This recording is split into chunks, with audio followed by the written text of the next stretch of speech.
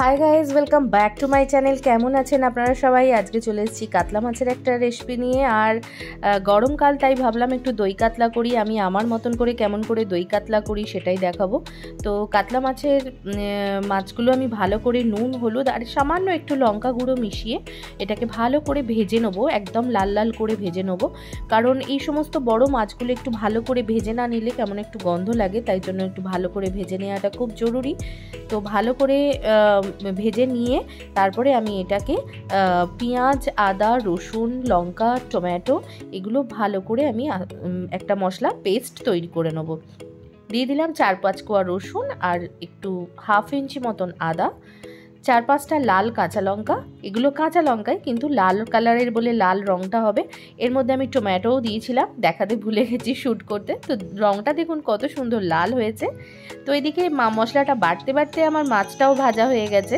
আমার মেয়ে একদমই মাছ খেতে চায় না, সেই জন্য নানান রকমভাবে চেষ্টা করতে হয় যে কীভাবে ওকে মাছ খাওয়ানো যায়। তো সেই হিসেবে আমি মাঝে মাঝে মাছের ভর্তা করেও ওকে খাওয়াই, যাতে কাঁটা না বাছতে হয়। তো মাছগুলো আমার ভাজা পুরো হয়ে গেছে। আমি তেলের মধ্যে সর্ষের তেল আমি ইউজ করছি। তো তার মধ্যে দিয়ে দিলাম জিরে ফোড়ন, আর তারপরে কিছু কুচনো পেঁয়াজ। একটা পেঁয়াজ আমি কুচিয়ে নিয়েছিলাম আর একটা পেঁয়াজ আমি বেটে দিয়েছি। তো কুচানো পেঁয়াজগুলোকে আমি ভালো করে লাল লাল করে ভেজে নেব। যতটা পরিমাণে লাল লাল করে ভাজা যায় ততটাই, তাহলে ঝোলের সাথে খুব সুন্দরভাবে মিশে যাবে। আর যদি একটু কাঁচা কাঁচা থাকে তাহলে পেঁয়াজটা অনেক সময় মুখে পড়ে, অনেকে পছন্দ করে না। দিয়ে দিলাম আদা রসুনের যে পেস্টটা আমি বানিয়েছিলাম, আদা, রসুন, পেঁয়াজ, কাঁচা লঙ্কা আর টমেটো, এটা দিয়ে যে পেস্টটা আমি বানিয়েছিলাম সেটা দিয়ে দিলাম। এবার দইটা রেডি করি। দিয়ে দিলাম এখানে 2 বড় টেবিল স্পুন দই, টক দই, আর কিছু 7-8টা মতন কাজু বাদাম।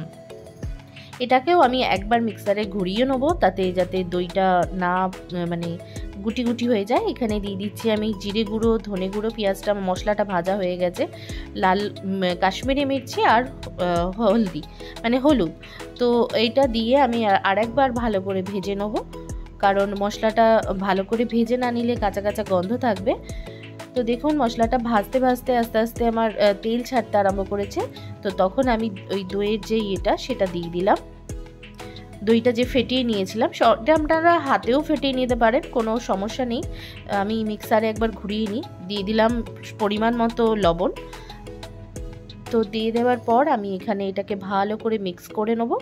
আর যতক্ষণ না তেল ছেড়ে আসছে ততক্ষণ পর্যন্ত আমি এটাকে নাড়াতে থাকবো।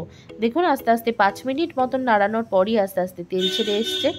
তো দইয়েরও তেল কিছুটা রয়েছে, দই থেকেও একটা তেল বেরোয়, আর মশলাটা তো আছেই। তো দেখুন এই মশলাটাই কত সুন্দর, একদম ডেলিশিয়াস হয়ে গেছে। সাইডের সাউন্ডগুলোকে একটু ইগনোর করে যাবেন, কারণ এখানে সামনেই একটা গাড়ি এসছে, তো খুবই হর্ন দিচ্ছে। যাই হোক, তো এখানে মশলাটা আমার রেডি হয়ে গেছে। একটা একটা করে মাছ দিয়ে দেবো। এবার মাছগুলো দিয়ে 5 মিনিট মতো নাড়াচাড়া করলেই রেডি হয়ে যাবে আমার দই কাতলা। আমি আমার মতন করে বানিয়েছি, অবশ্যই খেতে ভীষণই ভালো টেস্ট হয়। ট্রাই করে একবার দেখবেন। আর ভিডিওটা যদি ভালো লাগে তাহলে লাইক, শেয়ার, কমেন্ট করবেন। যদি আমার চ্যানেলে নতুন হয়ে থাকেন তাহলে রিকোয়েস্ট করব সাবস্ক্রাইব করে রাখবেন বিভিন্ন ট্র্যাডিশনাল খাবারের জন্য, বাঙালি রেসিপির জন্য। আর বেল আইকনটা অবশ্যই প্রেস করবেন, তাহলে আমি যে ভিডিওটা ছাড়বো খুব তাড়াতাড়ি আপনার কাছে নোটিফিকেশানটা পৌঁছে যাবে। দেখুন কত ডেলিশিয়াস হয়েছে। বাসমতি রাইসের সাথে এই কাতলা ফিশের যে কারিটা, এটা ভীষণ ভালো লাগে। এমনি নর্মাল ভাতে তো অবশ্যই ভালো লাগে, বাঙালিদের আমাদের মাছ ভাত ছাড়া আর কি চাই বলুন। তো দেখতেও কতটা টেম্পটিং হয়েছে। তো একবার ট্রাই করে দেখবেন, অবশ্যই ভালো লাগবে। আর ভালো লাগলে বন্ধুদের সাথেও শেয়ার করবেন। Thanks for watching, take care, bye by.